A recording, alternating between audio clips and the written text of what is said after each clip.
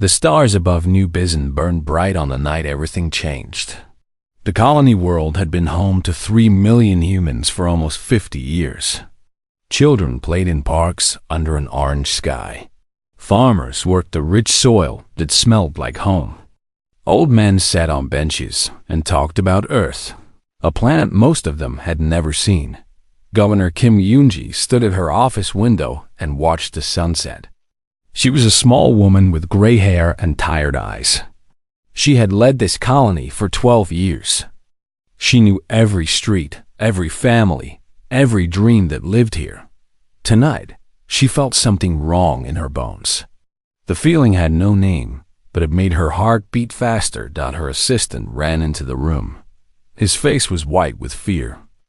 "Governor, our deep space sensors are showing something." "Something big." Kim Yoonji turned slowly. "How big?" "Thousands of ships. They will be here in 6 hours." The governor closed her eyes. She had always known this day might come. Humanity had met other species among the stars. 12 different alien races formed something called the Galactic Armada.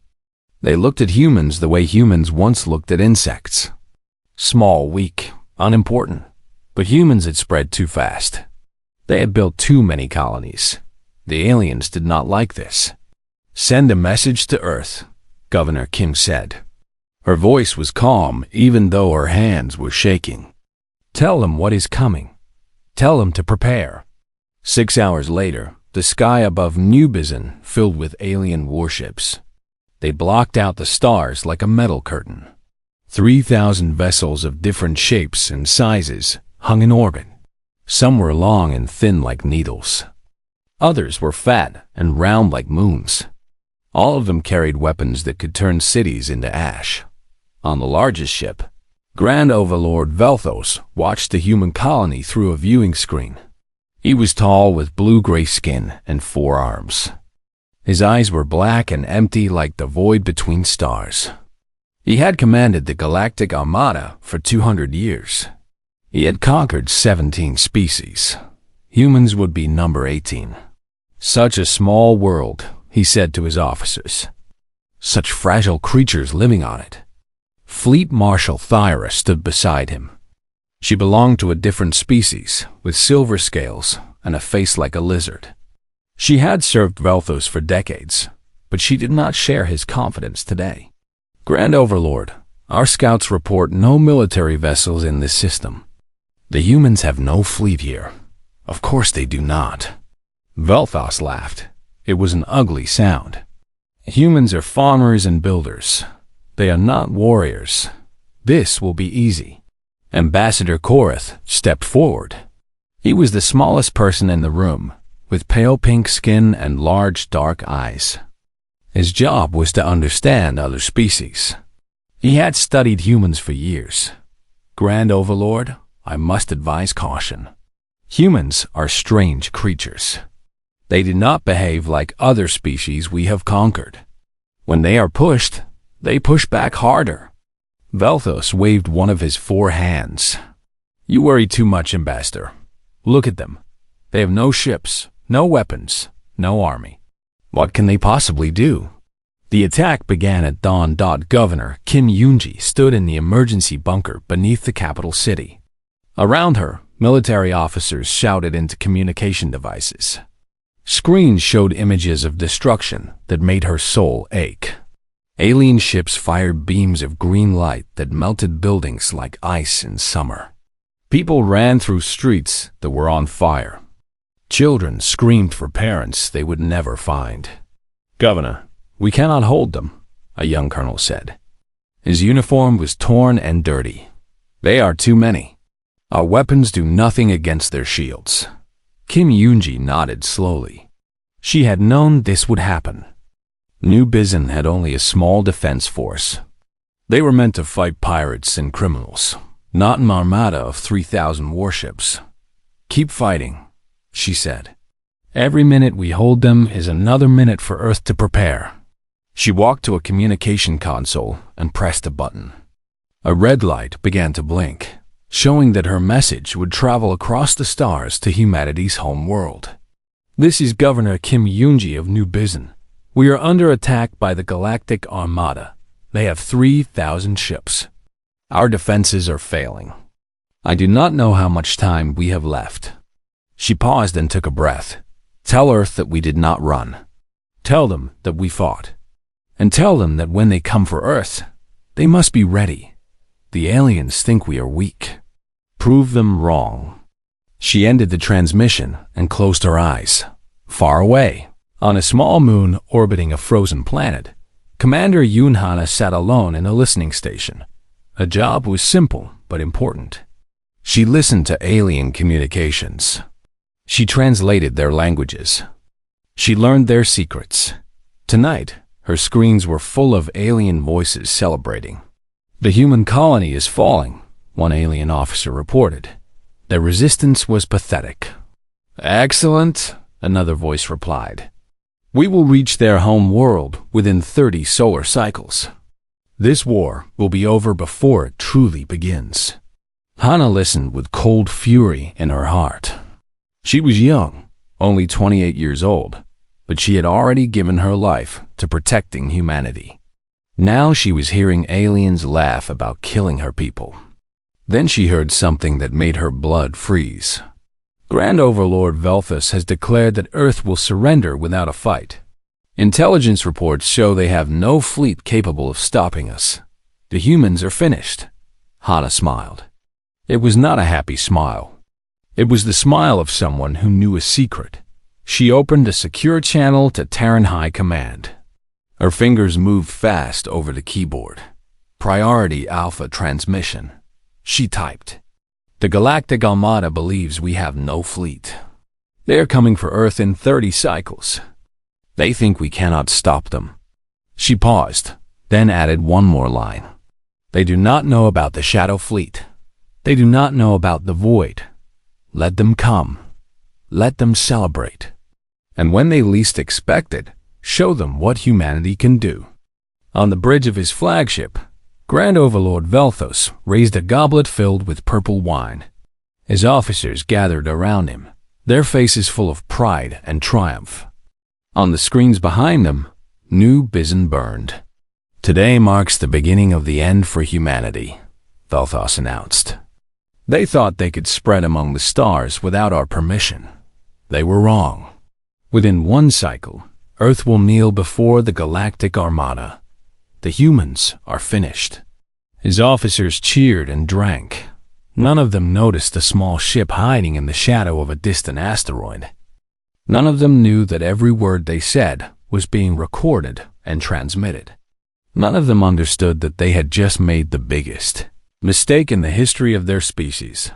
They had made humanity angry, and somewhere in the darkness of space, in a place that alien sensors could not see, 200 massive ships waited in silence. Their crews were patient. Their weapons were ready. Their time would come. The humans were not finished. They were just getting started. Neptune hung in the darkness like a blue marble. Its largest moon, Triton, was a frozen ball of ice and rock that no one cared about.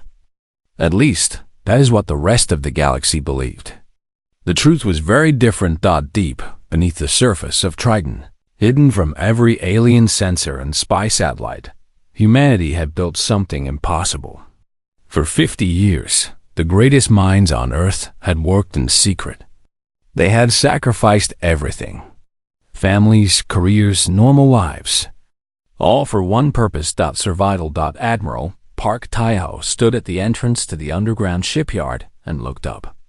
Even after seeing it 100 times, the sight still took his breath away. The cavern was so large that clouds formed near its ceiling. Lights bright as small suns hung from metal arms.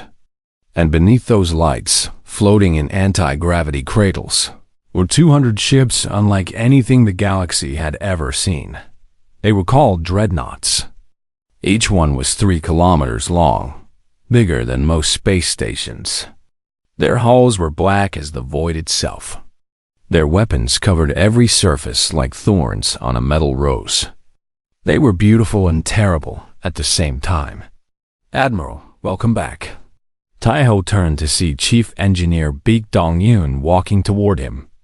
Dong-yoon was an old man with white hair and hands that never stopped shaking.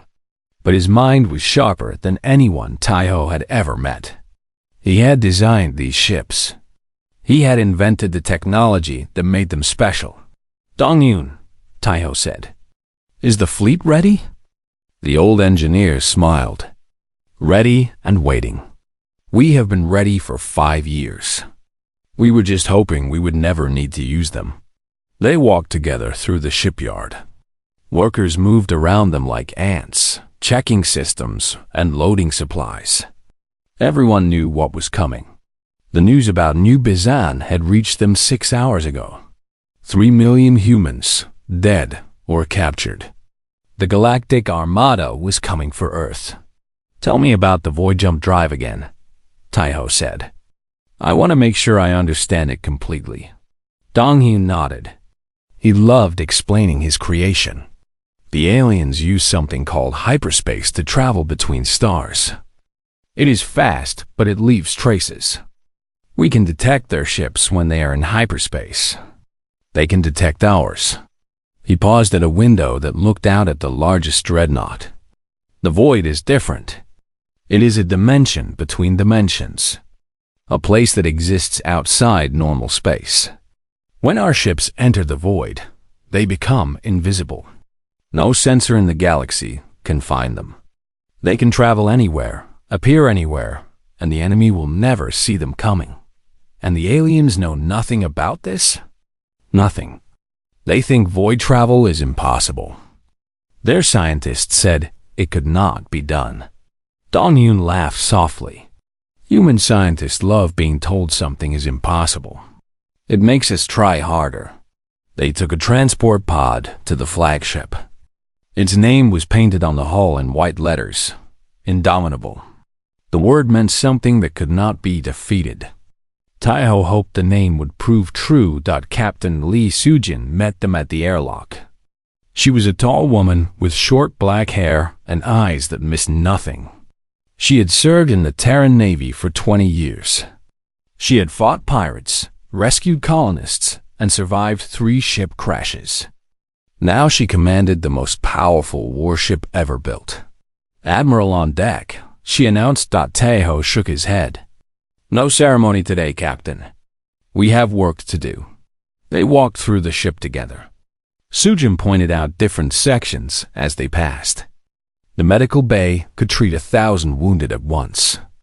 The cargo holds carried enough food for a year. The crew quarters were comfortable but simple. Everything had been designed for one purpose: fighting and winning.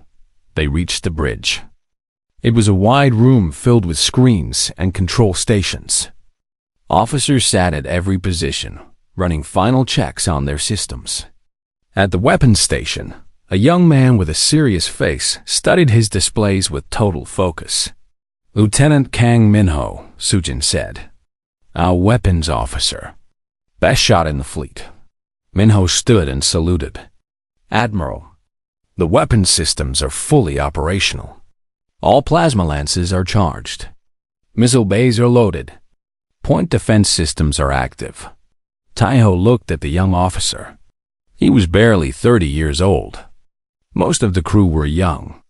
They had trained their whole lives for a war they hoped would never come. "Lieutenant, when we face the alien armada, how many ships can we destroy?" Minho did not hesitate. "All of them, sir." Taiho almost smiled. He liked confidence. A communication officer called out from her station. "Admiral, we have an incoming transmission from Earth Command. Priority Alpha." The main screen flickered to life. A woman's face appeared. Commander Yoon Hana, the intelligence officer who had been listening to alien communications. "Admiral Taiho," she said, "I have new information. The Galactic Armada is gathering at a space station in neutral territory. They call it the Grand Citadel. Grand Overlord Velthos is planning a celebration for his victory over humanity." "A celebration?" Taiho's voice was cold. "They are celebrating while our people die." "Yes, sir." They believe the war is already won. They think Earth has no fleet capable of fighting them. They are drinking and laughing and mocking us. Silence filled the bridge. Every officer felt the same anger. Their families, their friends, their entire species was in danger. And the aliens were having a party. "Commander Hana," Taiho said slowly, "can you give me the exact location of this celebration?" "Already sent, sir." "Along with the positions of every ship in the alien armada." Taiho nodded. "Good work. Return to Earth and prepare for our signal. When we attack, the whole galaxy will need to hear our message." The transmission ended. Taiho turned to face his officers. They looked at him with hope and fear and determination. They were young, but they were ready. 50 years ago, Taiho began, humanity made contact with alien life. We thought they would be friends. We thought we would learn from each other and grow together. We were wrong. He walked to the center of the bridge. The aliens saw us as insects. They watched us spread among the stars and decided we were a threat. Not because we attacked them. Not because we broke their laws. Simply because we existed. Simply because we dared to reach for the same stars they claimed as their own. His voice grew stronger. They burned New Bizin. They killed 3 million innocent people.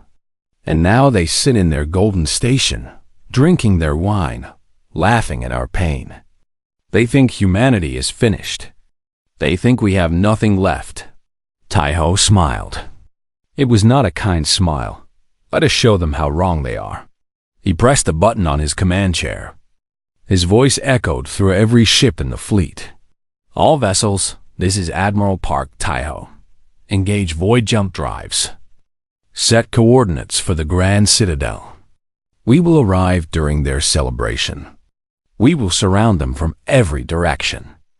And when they see us appear from nothing, when they understand that their sensors cannot save them, when they realize that they are the ones who are trapped, we will teach them a lesson they will never forget." He paused. "Today, we stop being prey. Today, we become the hunters. All ships, jump on my command." The engines of 200 dreadnoughts began to glow with strange purple light. Reality itself seemed to bend around them. One by one, the massive ships faded from normal space and slipped into the void. The shipyard fell silent. The cradles hung, empty, and somewhere between dimensions, a fleet of impossible ships moved toward the enemy. Invisible and unstoppable. The aliens would never see them coming.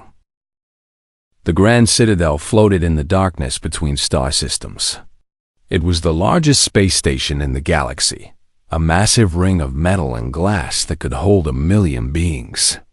Tonight, it was filled with light and music and the sounds of celebration. Representatives from all 12 species of the Galactic Armada had gathered to honor their great victory.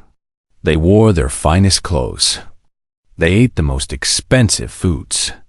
They drank wines that cost more than most planets earned in a year. Grand Overlord Velthos stood at the center of the main hall.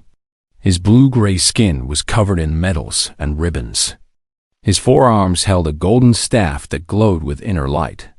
Around him, thousands of aliens cheered and clapped. "My friends," Velthos said. His voice boomed through the hall. "Today, we celebrate the end of a threat. The humans spread across the stars like a disease. They built colonies without permission. They claimed planets that did not belong to them. They thought they were our equals. Laughter filled the room. But we showed them the truth. We showed them that they are nothing compared to the might of the Galactic Armada. In 30 cycles, our fleet will reach Earth. Their homeworld will fall. And humanity will take its proper place, on their knees, serving their betters." The crowd erupted in cheers. Glasses clinked. Music played. The celebration continued. In a quiet corner of the hall, Fleet Marshal Thyra watched with troubled eyes. She had served the Armada for over a century. She had fought in dozens of wars. She knew what victory looked like. This did not feel like victory. She walked to a window and stared out at the stars. The human colonies were out there somewhere, burning and broken. 3,000 warships of the Armada hung in space around the station, their crews enjoying shore leave. Everything seemed perfect. So why did she feel afraid? You are not celebrating, Fleet Marshal. Tyra turned to see Ambassador Korath approaching. The small pink alien carried a glass of water instead of wine. His dark eyes were serious. I am thinking, Tyra said. About what? About how easy this was. Tyra shook her head. The humans did not fight back. Not really. Their colony had almost no defenses.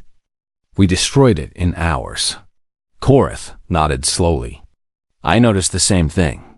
The humans have hundreds of colonies, yet none of them had real military protection. Does that not seem strange to you? Very strange. Humans are many things, but they are not stupid. They knew we might attack someday. Why would they leave their colonies undefended?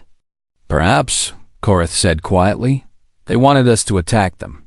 Tyra stared at him. What do you mean? I have studied humans for years. They are unlike any species we have ever encountered. When they face danger, they do not run. They do not surrender. They adapt. They plan. They wait. Korath looked out the window. What if the colonies were a sacrifice? What if the humans wanted us to think we had won? That would mean they have something hidden. Some weapon or fleet we do not know about. Our intelligence says they have nothing. Tyra made a sound that might have been a laugh. Our intelligence has been wrong before. Across the hall, Grand Overlord Velthus called for attention again. A massive screen lowered from the ceiling. Images began to play. Scenes from the attack on New Bizen. Buildings falling. Ships exploding. Humans running in terror. The crowd watched with amusement. Some pointed and laughed at the tiny figures trying to escape. Others made jokes about how easy it had been. Then a new image appeared. A human woman, middle-aged with gray hair, stood in front of a camera. Tears ran down her face. Behind her, smoke rose from destroyed buildings. Please, the woman said. Please, stop this. We did nothing wrong. Our children, our families. Please have mercy. The hall erupted in cruel laughter. Aliens imitated the woman's voice, making it high and weak. Others clapped and cheered at her pain. No one noticed the cold smile on Ambassador Korath's face. No one knew that the transmission was fake. Commander Yoon Hana had created it herself. She had used actors and digital effects to make the aliens believe humanity was broken and helpless. Every crying face, every begging voice, every scene of destruction was designed to make the enemy overconfident, and it was working perfectly. In his private chambers aboard the station, Grand Overlord Velthos met with his senior commanders. A holographic map of the galaxy floated above the table. Earth glowed blue at the center, surrounded by red markers showing the positions of the Armada fleet. 30 cycles, Velthos said. In 30 cycles we will reach Earth. Their orbital defenses are primitive. Their planetary military is scattered. We will crush them in days. What about resistance? One commander asked.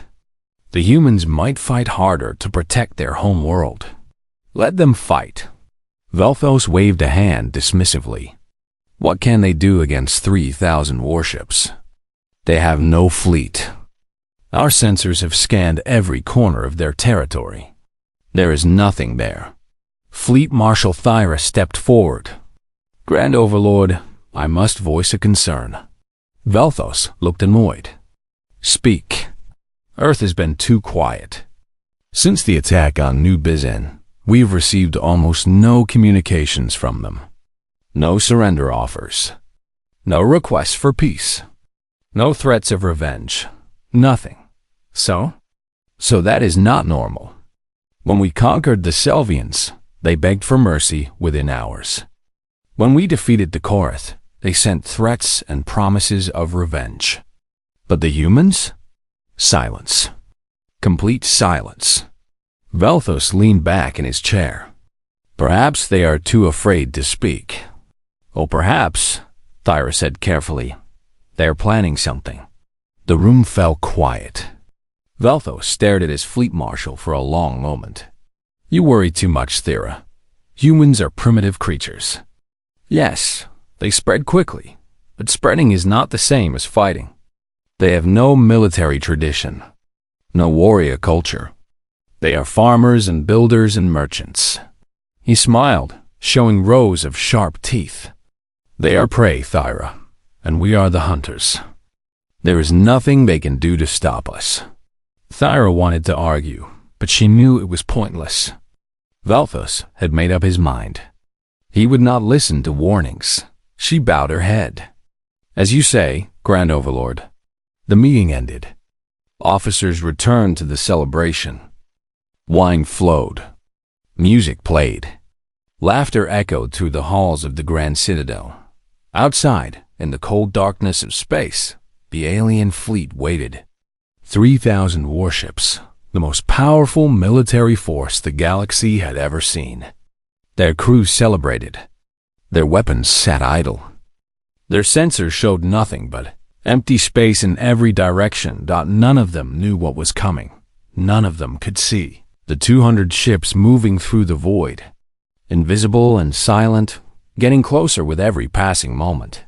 None of them understood that in a few short hours, their celebration would turn to ashes. Deep in the void between dimensions, Admiral Park Taiho sat in his command chair and watched the live feed of the alien party. He saw them laughing at human suffering. He heard them mocking human weakness. He watched them drink and dance while his people burned. His hands gripped the arms of his chair until his knuckles turned white. How much longer? He asked. Captain Li Sujin checked her display. 2 hours until we reach optimal position. All 200 ships will emerge simultaneously, surrounding the enemy from every angle. Taiho nodded slowly.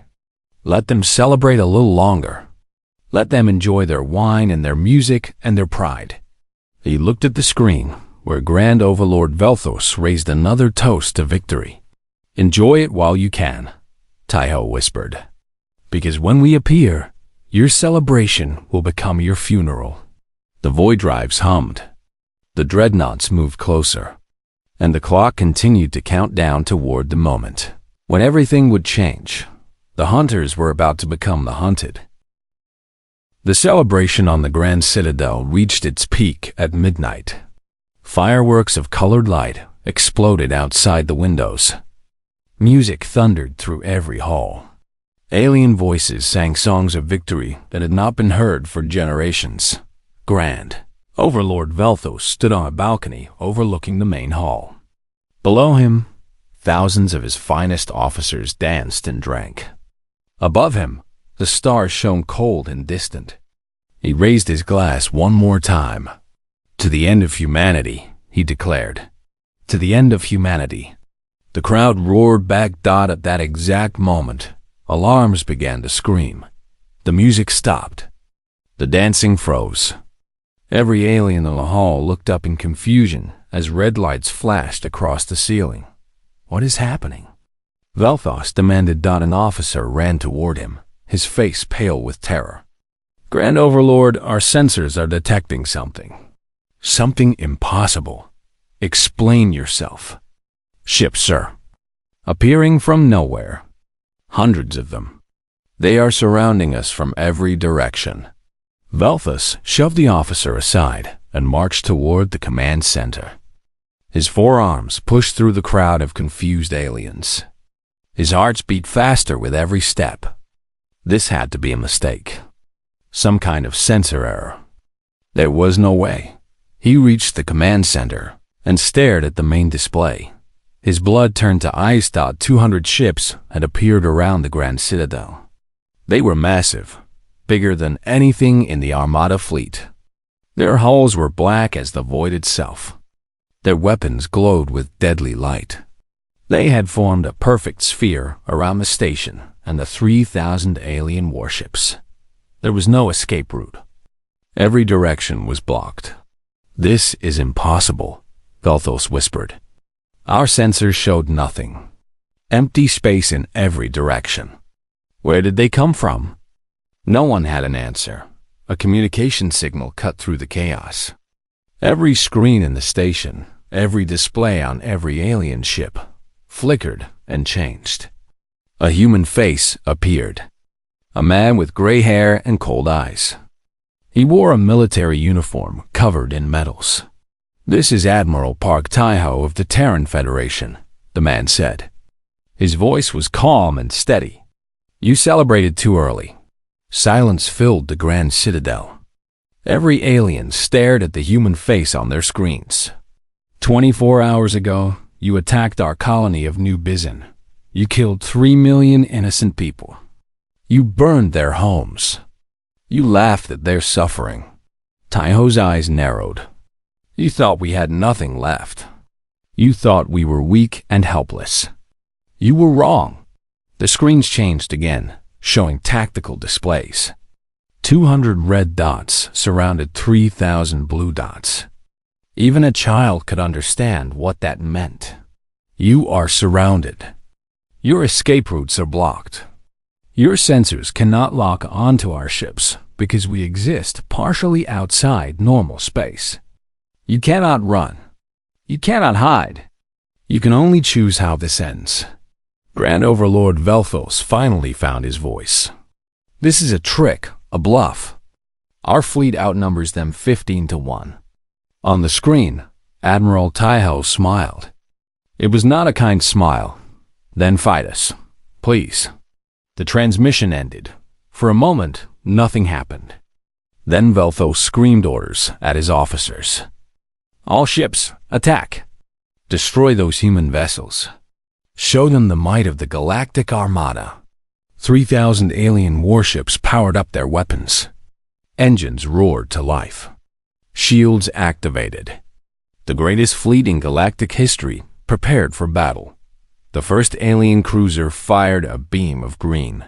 Energy at the nearest human dreadnought. The beam passed through empty space. The dreadnought had shifted slightly into the void, becoming transparent like a ghost. The weapon could not touch it. Then the dreadnought fired back. A lance of white plasma, hot as the core of a star, cut through the alien cruiser like a knife through paper. The ship exploded in a ball of fire that consumed 3 more vessels nearby. Lieutenant Cam Minho watched his displays with fierce satisfaction. His fingers moved across the weapons controls, directing the plasma lances with deadly precision. Every shot hit its target. Every target died. "Reload tubes 7 through 12, he ordered. "Fire pattern Delta. Focus on their capital ships." The Indomitable shuddered as its weapons unleashed destruction. Around it, the other human dreadnoughts did the same. 200 ships firing thousands of weapons. The space around the Grand Citadel became a storm of plasma and fire. The alien fleet tried to fight back. They outnumbered the humans 15 to 1. Their weapons were powerful. Their crews were trained. But none of it mattered. Every time an alien ship locked onto a human target, the target phased into the void. The weapons passed through nothing but empty space. Every time a human ship fired, the beam hit solid metal and tore it apart. Fleet Marshal Thyra watched from the bridge of her flagship. Around her, her crew screamed in panic. Displays showed ship after ship exploding. The proud Armada fleet was being slaughtered. "This is not possible," her weapons officer said. "Our sensors cannot track them. Our weapons cannot hit them. It is like fighting ghosts." Tyra said nothing. She understood now. She understood what Ambassador Korath had been trying to warn them about. The humans had not been helpless. They had not been weak. They had been waiting for this moment. A plasma lance tore through the ship next to them. 100 alien officers died in an instant. The shockwave knocked Thura off her feet. When she stood up, she saw something that would haunt her dreams forever. The human dreadnought Indomitable was approaching her flagship. It was so big that it blocked out the stars. Its weapons glowed like angry eyes. Its hull was marked with a simple symbol, a blue circle with green and brown patches. Earth. Attention, alien vessel. A female voice came through the communication system. This is Captain Lee Soo-jin of the Indomitable. Your fleet is destroyed. Your Grand Overlord has fled to his personal shuttle. You can die fighting, or you can surrender and live. Choose now. Thyra looked at her bridge crew. They were young officers who had joined the Armada expecting glory and victory. Now they stared at her with terror in their eyes. She thought about fighting. She thought about dying with honor. Then she thought about all the young officers who would die with her. All ships under my command, Thyra said into her communicator, stand down. Power down weapons. Do not resist. Fleet Marshal. Her second officer protested. We cannot surrender to humans. We cannot win against humans, Thyra replied. Not today. Not like this. She looked at the massive dreadnought outside her window. They were never the prey. We were. Across the battlefield, the fighting continued for another 20 minutes. Some alien captains refused to surrender. They died quickly. Others tried to run. The human ships appeared in front of them, blocking their escape. They died too. Finally, silence fell over the space around the Grand Citadel. Of the 3,000 alien warships that had come to celebrate, less than 500 remained. The rest were debris floating in the void.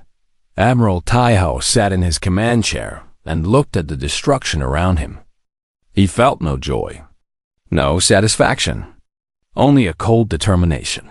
Captain Soo-jin, status report. Enemy fleet neutralized, Admiral. Minimal damage to our vessels. Grand Overlord Velthos has been captured trying to escape on a shuttle. She paused. What are your orders? Taiho stood up. His body felt heavy with exhaustion and grief. We are not done yet. Dock with the Grand Citadel. It is time to meet the Grand Overlord in person. He walked toward the door, then stopped. And Captain? Make sure the galaxy is watching. I want every species in the Armada to see what happens next. I want them to understand that humanity will never be prey again. Soo-jin nodded. Yes, Admiral. The dreadnoughts moved closer to the station. Boarding tubes extended. Airlocks opened, and for the first time in galactic history, humans entered the Grand Citadel not as visitors or prisoners. They entered as conquerors. The main hall of the Grand Citadel looked different now. The decorations had been torn down. The music had stopped. The wine glasses lay shattered on the floor. Where thousands of aliens had danced and celebrated just hours ago, now only silence remained. Admiral Park Taiho walked through the hall with slow, measured steps. Behind him came 50 Terran Marines in black armor. Their weapons were ready, but they did not need them. The aliens who remained huddled against the walls, too afraid to move. At the center of the hall, on his knees with his forearms bound behind his back, Grand Overlord Velthos waited. His medals had been stripped away. His golden staff lay broken on the floor beside him. His black eyes, once so proud and cruel, now showed something new. Fear. Taiho stopped in front of the alien commander and looked down at him. For a long moment, neither of them spoke. 24 hours ago, Taiho finally said, you told your officers that humanity would kneel before the Galactic Armada. You said we would take our proper place as servants. He tilted his head. Tell me, Grand Overlord, how does it feel to be the one kneeling? Velthos tried to speak, but his voice was a broken whisper. How? Our sensors. Our intelligence. We saw nothing. You had no fleet. We had a fleet. We had 200 dreadnoughts armed with weapons your species cannot even imagine. We had void jump technology that let us travel through dimensions your scientists said were impossible. Taiho crouched down to look Velthos in the eyes. We hid them. For 50 years, we hid them and waited. We let you think we were weak. We let you attack our colonies. We let you celebrate. His voice grew cold, and then we struck. Ambassador Karith stepped forward from the crowd of prisoners. His hands were raised in a gesture of peace. Admiral Taiho, I warned Grand Overlord Velthos about humanity. I told him not to underestimate your species. He did not listen. Taiho looked at the small pink alien. You studied us. Yes, for 30 years.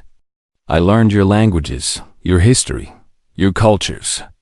I tried to understand what made humans different from other species. Korth lowered his hands. Now, I understand. You do not fight for territory or resources. You fight for survival. And when your survival is threatened, you become something terrible. We become what we need to be, Taiho said simply. Nothing more. Nothing less. He stood up and turned to address the entire hall. Cameras captured every moment. Across the galaxy, billions of beings watched on their screens. To the 12 species of the Galactic Armada, Taiho began. You attacked humanity without warning. You burned our colonies. You killed millions of innocent people. You mocked our suffering and celebrated our pain. His voice echoed through the silent hall. Today, you have seen what happens when you push humanity too far. Your grand fleet is destroyed. Your leader is captured. Your power is broken. But we are not here for revenge. We are not here to conquer you, or enslave you, or burn your worlds the way you burned ours. He paused, letting his words sink in. We are here to send a message. Humanity will not be hunted. Humanity will not be controlled. Humanity will not kneel before anyone. We came to the stars seeking knowledge and friendship. You answered with fire and death. Remember this day. Remember what happened when you underestimated the species from the third planet of the Sol system. He looked directly at the nearest camera. We do not forgive. We do not forget. And if anyone threatens our people again, we will not wait 50 years to respond. We will come for you immediately, without warning, without mercy. That is not a threat. That is a promise. The transmission continued as Terran Marines escorted prisoners out of the hall. Fleet Marshal Thyra walked with her head held high, accepting her defeat with dignity. Grand Overlord Velthos had to be carried. His legs would not support him. In the weeks that followed, the galaxy learned what human victory looked like. Lieutenant Cam Minho was promoted to commander for his exceptional performance in battle. The young weapons officer who had destroyed over 40 enemy ships became a hero across all human worlds. He accepted his medal with quiet humility and immediately requested to return to active duty. Captain Lee Sujin led the mission to liberate human prisoners from New Bizin and other conquered colonies. When her Marines opened the doors of the prison camps, the survivors wept with joy. Sujin wept with them. She had lost family on New Bizin. Now she was bringing the survivors home. Chief Engineer Baek Dong-hyun returned to Earth as the most famous scientist in human history. The void jump drive he invented had changed everything. Plans began immediately to build more dreadnoughts, more ships, more defenses. Humanity would never be caught unprepared again. Commander Yoon Hana was given a new assignment. She became the first human ambassador to the alien coalition. Her job was to negotiate the peace treaty that would shape the galaxy for generations. Some thought it was strange to send an intelligence officer as a diplomat. Hannah thought it was perfect. She knew their secrets. She knew their fears. She knew exactly how to make them listen. The peace treaty was called the Soul Accords. It was signed aboard the Grand Citadel, in the same hall where the aliens had celebrated their premature victory. The 12 species agreed to recognize human sovereignty over all current colonies. They agreed to pay reparations for the destruction they had caused. They agreed to share technology and trade fairly. Most importantly, they agreed to never attack humanity again. Grand Overlord Velthos was put on trial. He was found guilty of crimes against humanity and sentenced to spend the rest of his life in a prison on a frozen moon. He would live, but he would never command again. Fleet Marshal Tira chose a different path. She requested permission to visit Earth. She wanted to understand the species that had defeated her.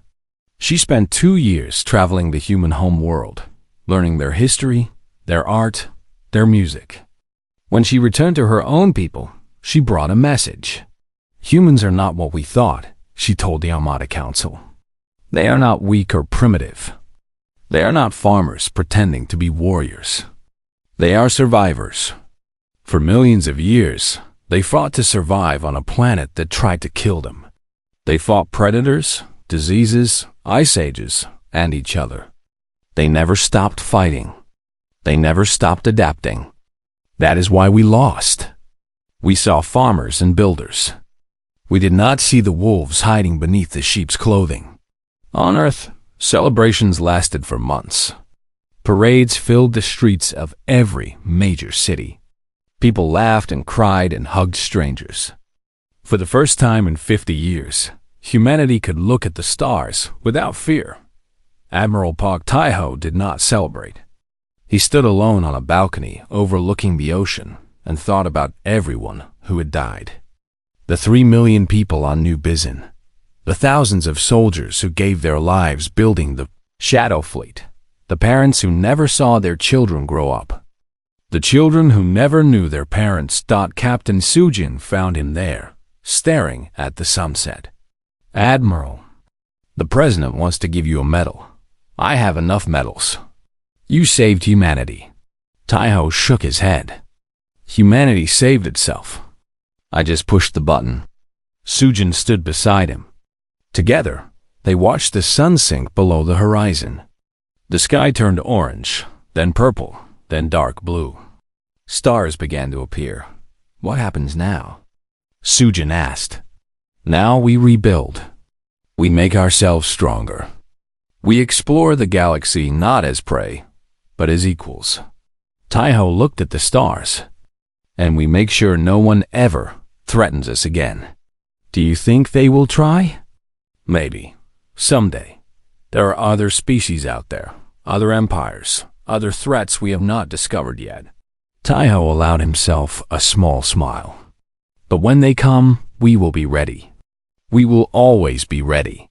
Years later, alien children across the galaxy learned about the day humanity emerged from the void. Their teachers showed them pictures of the Black Dreadnoughts, the burning alien ships, the terrified faces of the Armada commanders. They learned about the species that refused to die, refused to surrender, refused to kneel. The lesson was always the same. Never underestimate the humans. They look small. They look weak. They smile and offer friendship and speak of peace. But behind their smiles, they are always watching, always planning, always ready. If you become their friend, they will die for you. If you become their enemy, they will make sure you die first.